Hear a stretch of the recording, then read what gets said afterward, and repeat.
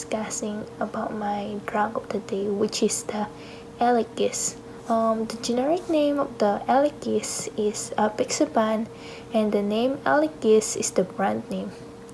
For the Eliquis, the dosage availability is 5 mg and 2.5.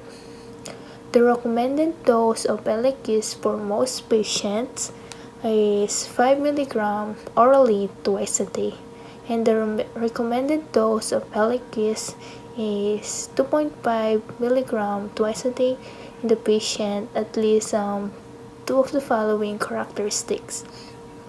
First is the age greater than or equal to 80 years old, the body weight less than or equal to 60 kg, serum creatinine greater than the equal of 1.5 mg per deciliter. For the therapeutic category of Eliquis it is anticoagulant medicine, which prevent clotting in our veins.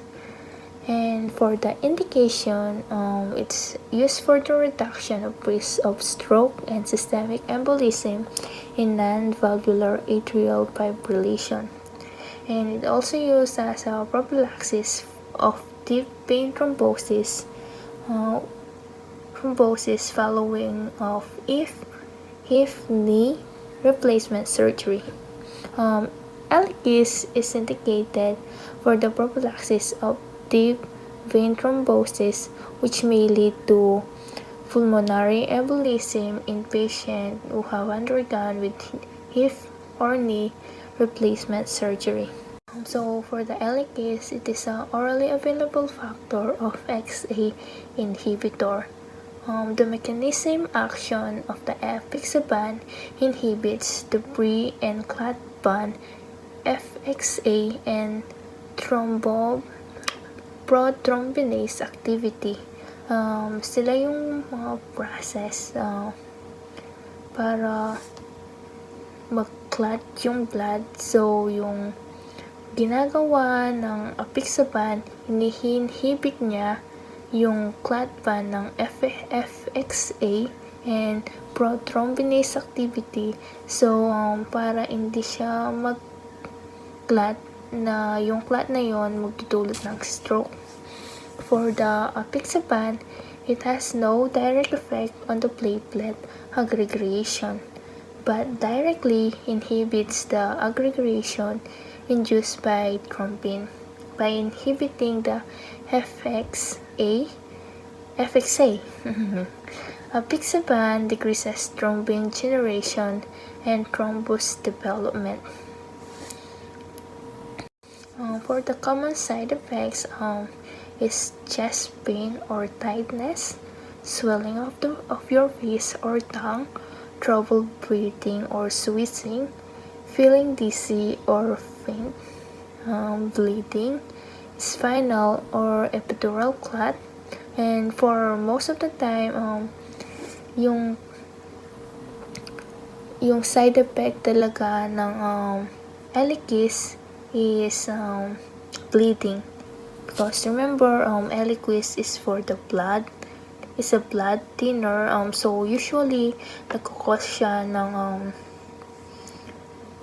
bruises, unusual bruises on your body, and anemia.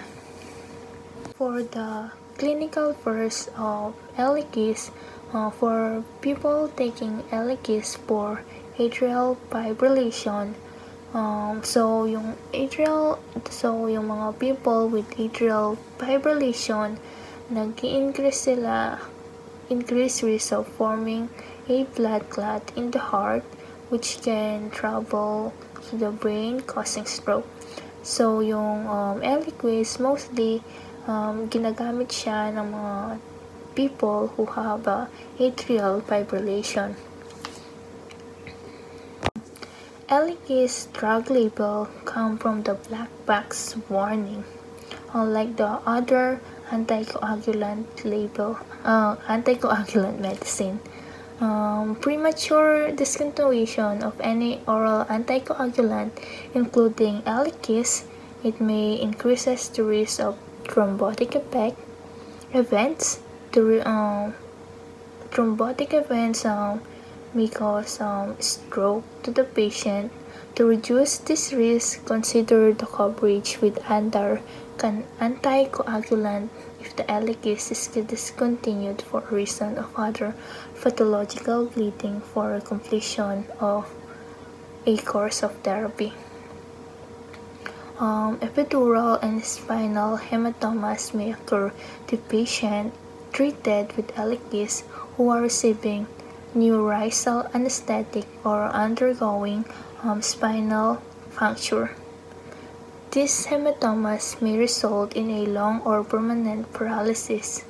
Consider this risk when scheduling patients for spinal procedures.